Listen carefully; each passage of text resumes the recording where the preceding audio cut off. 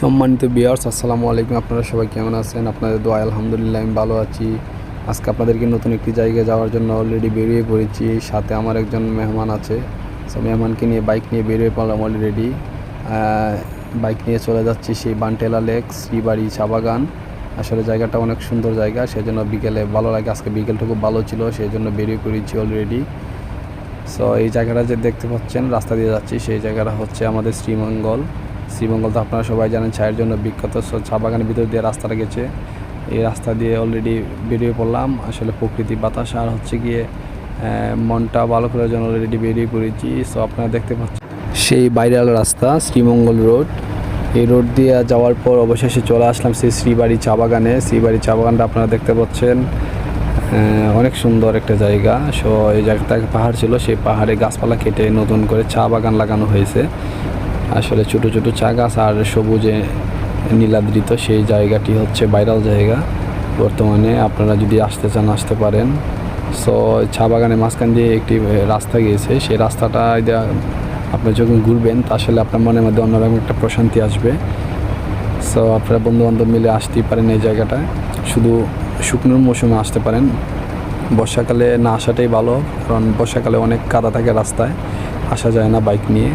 So জায়গাটাতে আসতে হলে অবশ্যই বাইক দিয়ে আসতে হবে, কারণ বড় কোনো গাড়ি যানবাহন এই দিক দিয়ে আসা যায় না। সো জায়গাটা দেখতে হলে আপনারা বাইক নিয়ে চলে আসতে পারেন।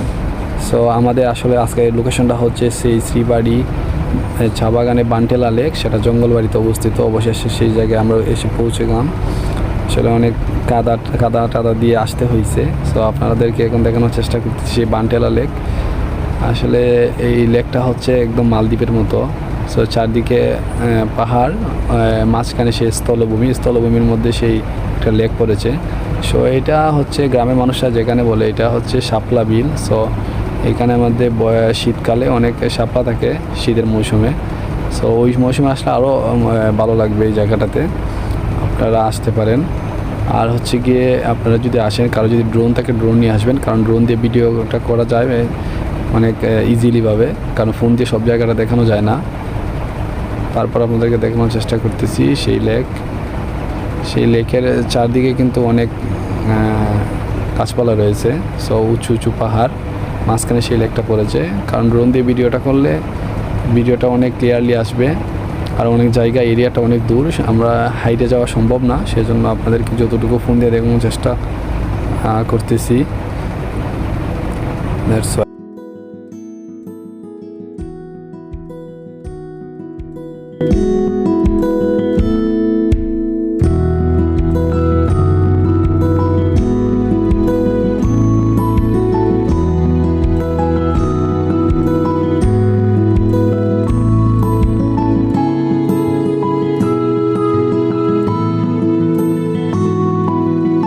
সম্মানিত ভিউয়ার্স, আপনাদের কাছ থেকে আজকে বিদায় নিচ্ছি।